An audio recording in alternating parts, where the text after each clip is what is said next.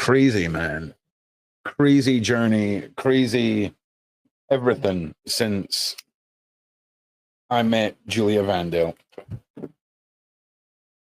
And I tell you what, since she came to the Shaun Attwood channel, and until she gets the answers she wants, we'll be with her.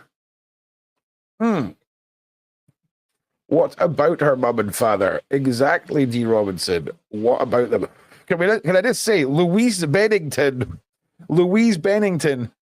watching on LinkedIn. Hell yeah. Got that one viewer out on LinkedIn. Yes. Wait, how are you watching on LinkedIn? I don't think we're live on LinkedIn. Oh, no, we are live on LinkedIn. We just don't get a live viewer count. Louise Bennington, loving it on the LinkedIn. What else? Got some guests booked in. One who I've just realized I was meant to phone today. Got some true crime on Wednesday night. We've got a former human transported cult member coming to expose the cult. We have got I can't remember who else. Honestly, can't remember. There's a bunch of stuff. Oh, ex-American cop coming to expose all of the controversies that he's seen over there.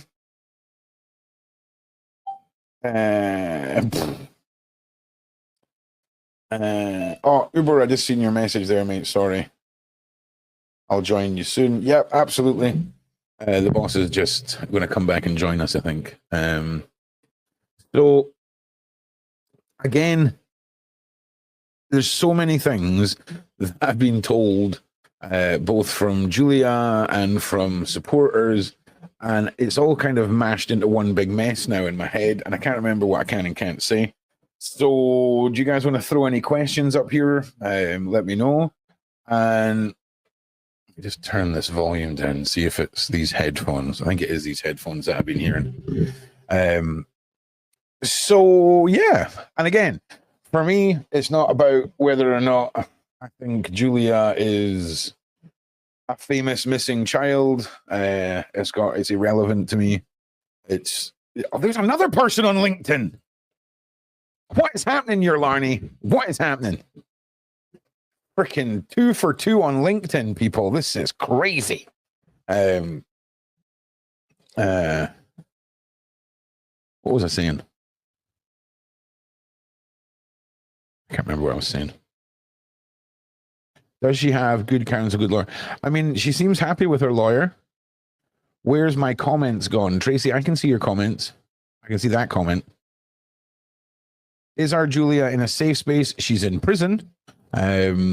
So they were nice comments. I can see them. There maybe, listen, Tracy, don't take offense. The whole YouTube system is completely like there's some error in the coding right now. So don't worry. Is she a Polish citizen? Sounds like the embassy. I've given little support. I'm pretty sure the Polish policy of if you screw up in a foreign country, I'm pretty sure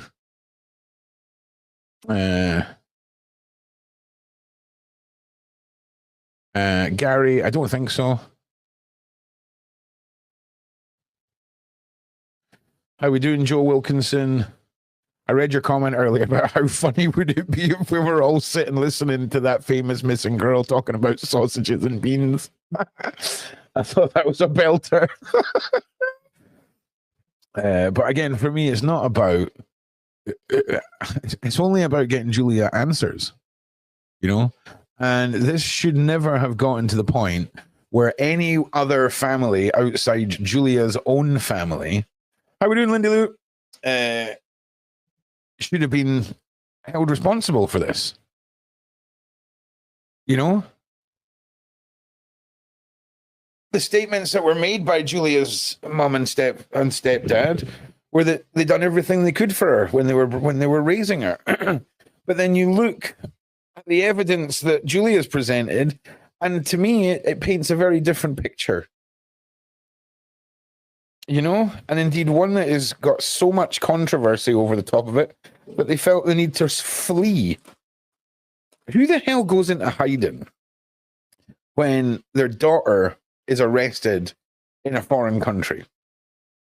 Luckily, not Australia, not Alaska, just the good old UK. It's not like it's miles away from. No, it's not crazy far from Poland. Hop on a frickin' Ryanair.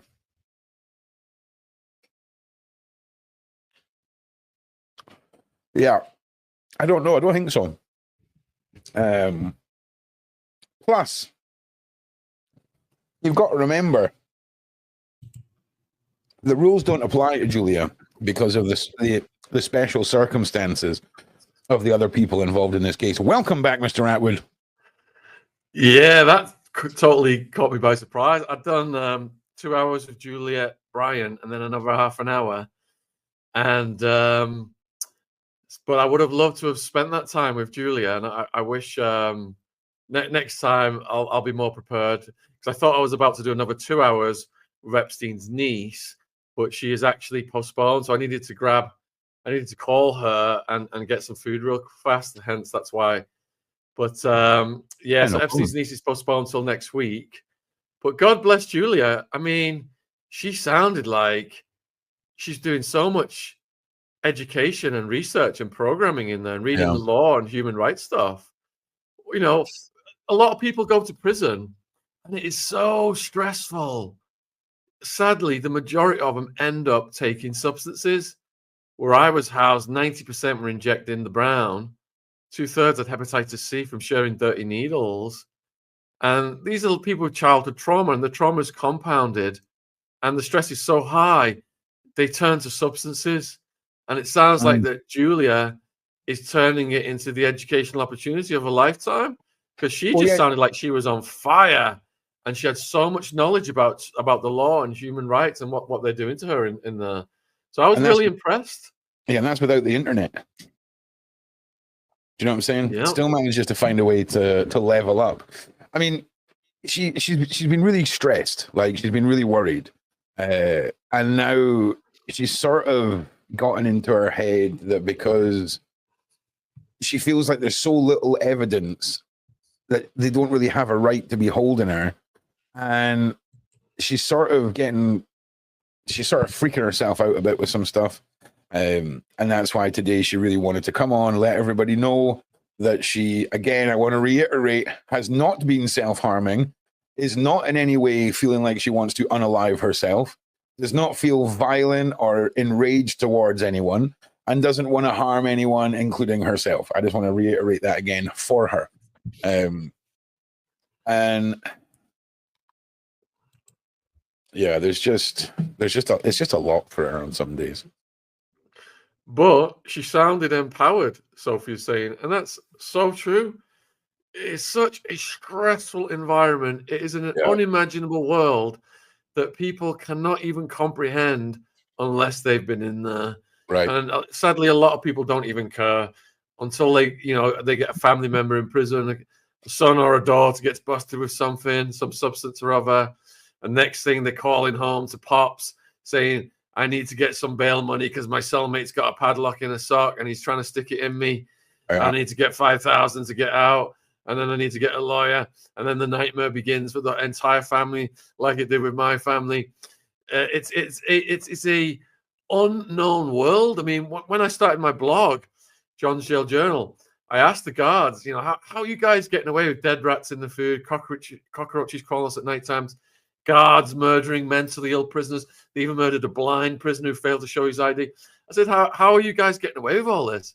And the guard said to me, the public doesn't give a shit about prisoners and they have no idea what's going on in here. And that is the world that Julia is in. This is Starmer's Britain, where you've got the prisons have just got completely out of control with the substances, with the gangs. You've got the guards, the staff members bringing the substances in. We interviewed one guard. His starting salary was 18K, and the gang was paying him £500 per package, and he was bringing in up to 3 packages of substances a day. So go figure. The prisons right now in this country are flooded with substances, and for Julia not to fall into that, because you're considered lame in prison and suspect if you don't take drugs, if you don't click up with them. And I had to go through that. I was clicking up with people who were reading self-help books and working out and trying to stay away from the mix. But if you don't get in the mix, you are a target. You get bullied. You get pressured. They were trying to pressure me to get my girlfriend to bring substances in. And all those same pressures to conform, to fit in, are probably being put on Julia right now. I know it's a lot different in the female side. I had co-defendants in the female side, including Wild Woman, and it's much less violence. There's a lot more catcalling, but Wild Woman told me that girls, adult women who came in who'd unalived babies or committed sex offenses, those girls were held down, those prisoners were held down, and they rolled up socks within socks, and they R-worded them. They R-worded them. The women R-worded the women who'd unalived their babies and done untoward things to their kids of a sexual nature. So this is a brutal, raw survival of the fittest environment that Julia is in. And the worst part of it is when you first go in, the first 3 months, the first 6 months, it's all adaptation. So it took me a year before I got on my reading program. I'm like, what the hell is going on? I'm just trying to get to grips with it. But it sounds like Julia's buckled down. You could hear the fire in her voice, how empowered she sounded. She's an absolute legend to adapt to a foreign prison, folks. It's even harder for someone from an outside country to adapt when the locals are in control, the drug gangs are in control. You get singled out for being a foreigner, and power to her, because she sounds like she is carrying the torch of her activism, just like she was doing before she went in. Oh yeah, I mean, you can't just lock her away in a prison and expect her to just roll over. It's Julia, you know, so she's done everything she can to keep herself motivated, to pass her time. She's been writing stories, writing little, trying to put a book together, doing all of this, doing her classes, and just keeping herself from dwelling too much, you know, because writing is so cathartic, Ron. Yeah, honestly, it serves that purpose primarily because when you're writing things down, it takes you out the cell. Or if you're reading, it takes you out the cell. But another good thing is, if she's documenting everything, and I would love to publish Julia's book, we've got to let her know this. If you're documenting everything, you're capturing all those details. Now, you know, I served 6 years, and my jail memoir didn't come out until several years later. And my memory's fading over time. But God bless my girlfriend at the time, because when I was in the jail in the very first year, I was writing to her up to 3 times a day, detailing everything. And even though she moved on and got another fella, when I got released from prison, we were always on good terms. She FedExed every single letter I'd written to her in this huge box over to me. And I was able to put all those details into my jail memoir. Hard time, like the drip, drip, drip of the shower at night, keeping me awake, the snoring of the guy in the cell next door, the mold, on the wall in the shower, all the things that the guards were saying, I'd write them down verbatim. So Julia really needs to focus on capturing the minutiae of the jail, all the little details, the things she's hearing around there, documenting the conversations, documenting her court appearances. It's going to be one hell of a powerful book. And, you know, if she wants to publish it through us, I would be honored. Well, this is the thing. Like, I was on the phone to her earlier, and she's like, "Do you hear that? Do you hear that?" And all you can hear is this other cellmate banging on the door and screaming. And Julia's absolutely pissing herself, right? And like, she just takes it all in her stride, man. It's crazy. Like, what? Like, Ron, it's constant. It's constant. As soon as this is what people don't understand. That's not a one-off. As soon as you go in, they are thundering on the plexiglass, pounding it, looking you up and down. You are the fresh meat. And they're asking you if you smuggled anything in so that they can rip it out your asshole. It's like, man, it never stops. Dude, Everyone's looking at everyone all day long. like they want to eat them or kill them or take advantage of them.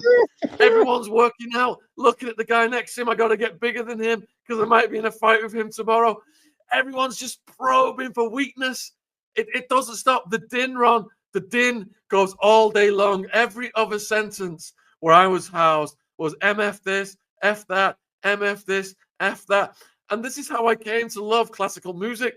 I got a Walkman stereo, battery operated little Walkman radio, and I could listen to National Public Radio, and because the classical music didn't have lyrics, I could still write letters, I could read.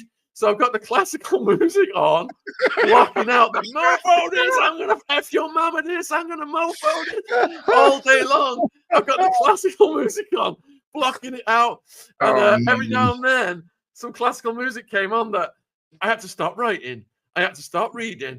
And Vivaldi's Four Seasons, Winter, the Moonlight Sonatas by Beethoven.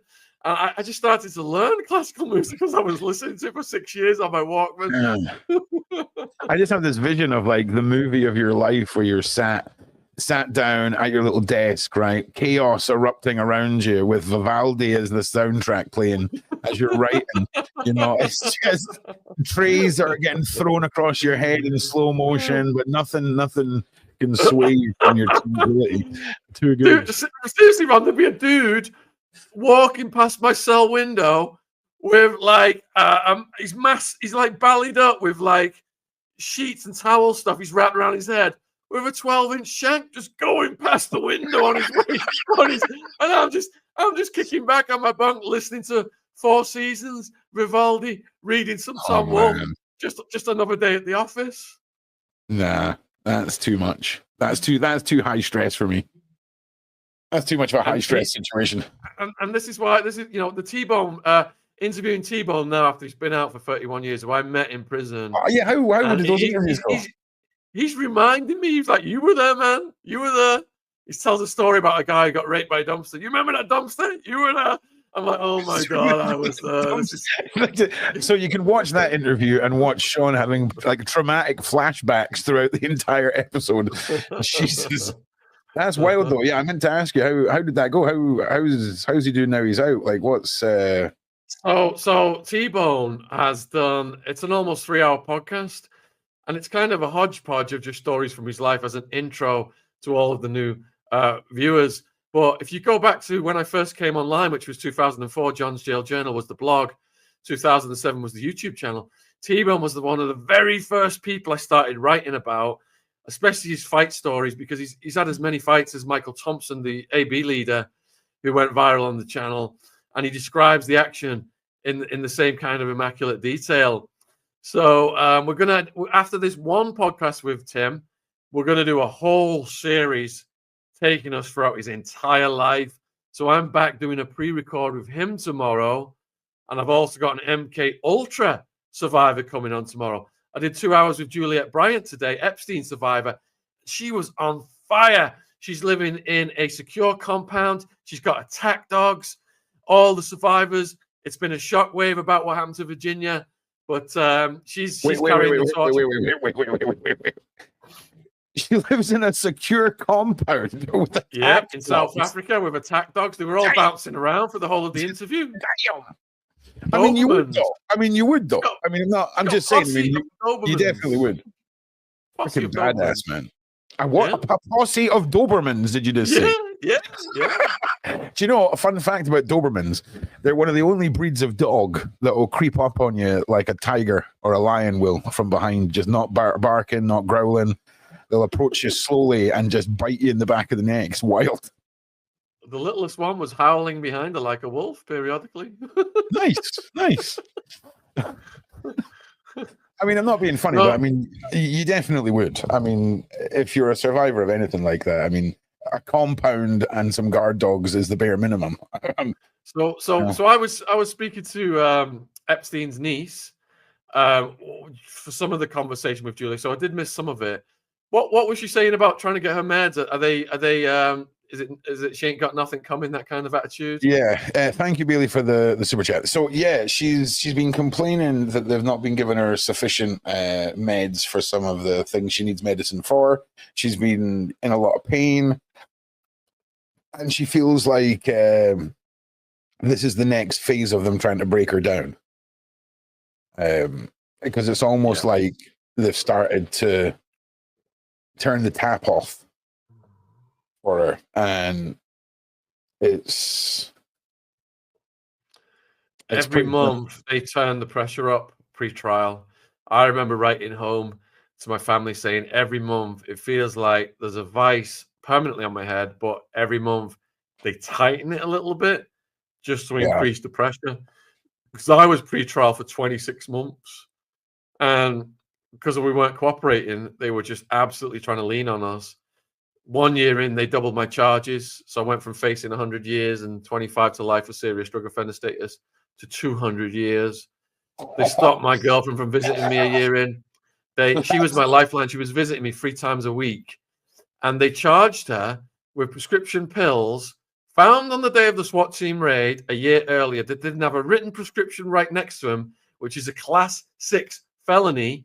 So she was criminalized, and co-defendants can't visit co-defendants, so she was no longer able to visit me. Oh wow. Yeah. Sneaky bastard.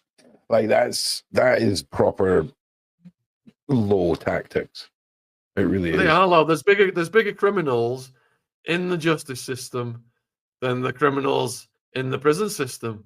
There's people in the justice system who've got guys on death row knowing there's been evidence to show they're innocent, but they'd rather execute them and get them shut up so their careers don't unwind and they don't have to go back to the victims' family members and say they got it wrong. And case in point is the snaggletooth killer, Ray Crone, who my lawyer got off death row. And they knew he hadn't done it. They paid an expert witness $50,000 to say his teeth matched a bite mark on the victim when they knew it didn't. It's called testy lying. There was DNA and they suppressed it.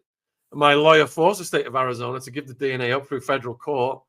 The DNA was run through a crime lab. It matched a predator who was already in the system, and he confessed to the murder.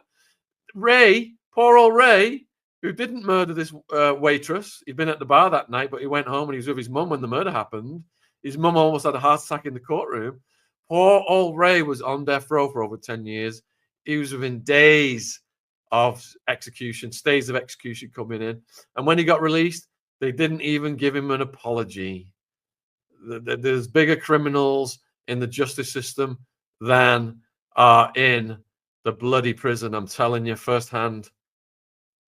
Oh, I just want to say, I meant to say this to you earlier. I can't say anything, obviously, but wait till you hear some of the stories about some of the people that Julia's met in here. Has Julia been telling you them off the record, or did she say it today?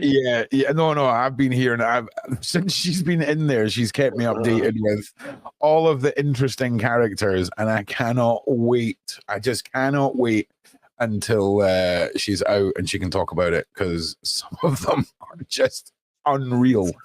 Tell us to document all of her encounters with them, and especially any conflict in there, to document it. She's I think it's weird, like, because I think like literally most of the prison are like fully on her side, like the prisoners and things like this. So because I think a lot of them feel like she's getting screwed over by the system, they're all kind of with her, I think.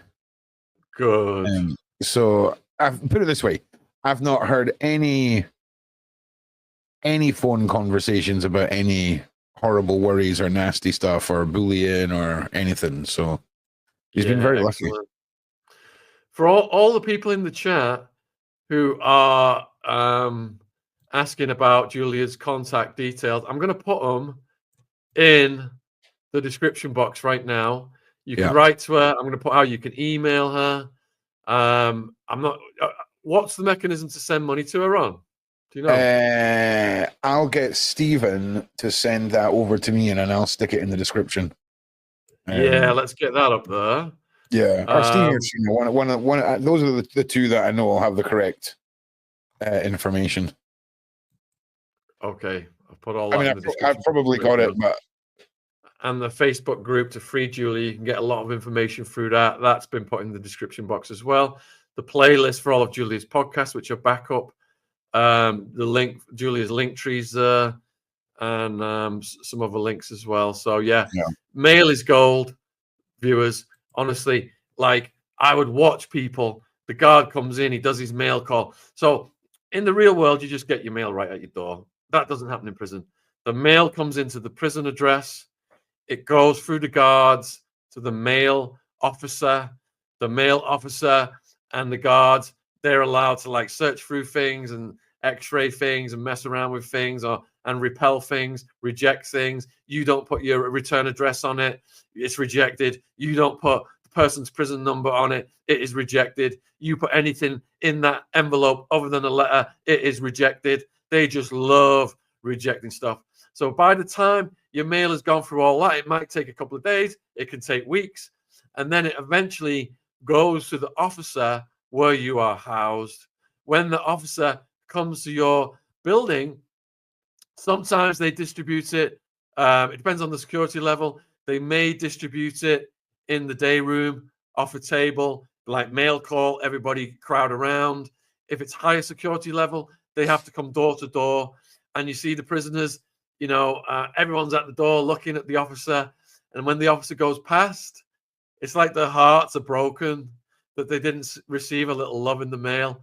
yeah, And the prisoners who get mail, they're as excited as kids at Christmas. Mail is gold because you are in a forgotten world, and your only lifeline to the outside world are mail and your visits. So anyone who's approved to visit Julia, who's sending mail to Julia and requesting to come visit her, that is gold. But wherever you are in the world, you can mail Julia and you can also email Julia. And all those links are now in the description box and the address. Yeah, and she loves getting emails. She loves hearing from all you guys. So all the support is definitely welcomed for sure. And what I'll do is the next stream that I put up for Julia, if you guys want to get some questions ready, I'll copy and paste them all. I'll have a chat with her and get them all answered for you, just in case she can't come and do another live. But I think she'd quite enjoy doing sort of go between Q&A with you all.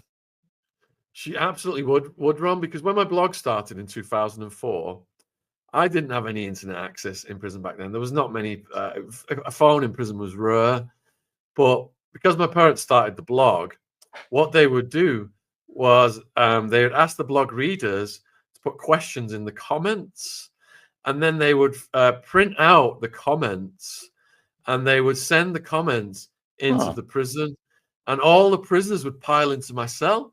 So T-Bone, two Tonys, all these people were piling. When that letter came through the mail officer with all of the questions in the comments, and two Tonys, who was an old school mafia guy serving 144 years, he would say, "Shaun, I thought I was just going to perish in here. Your blog has become a lifeline for me to the outside world. I just cannot believe I've just received a question from a school teacher in Singapore about my mafia life. You just don't know what that means to me. I thought I was cut off from the outside world for the rest of my life." And there was almost tears in his eyes. This is how things that are minuscule or we take for granted, magnified in prison, absolutely magnified. Gestures like that go a long way. So questions, letters, emails, visits, please, let's all support Julia to our fullest ability in those areas. 100%, 100%. And I think if I don't get something up, I'll get something up tomorrow. I'll probably try and do something before or after Wedger tomorrow evening, and we'll get a list together, and we'll just do that every day this week. Get you guys corresponding, and see what we can do. I think it'll be good fun for sure. Yeah. I mean, some prisoners even pay to go on Write a Prisoner pen pal sites and things like that. Yeah, so there's nothing in Julia's voice language to determine the causing concern, so she shouldn't worry. Yeah, but in saying that, you got to remember, Julia's a freaking badass, right? So, I'm not. Oh, I don't know. I'm not worrying, but that's because I know she'll call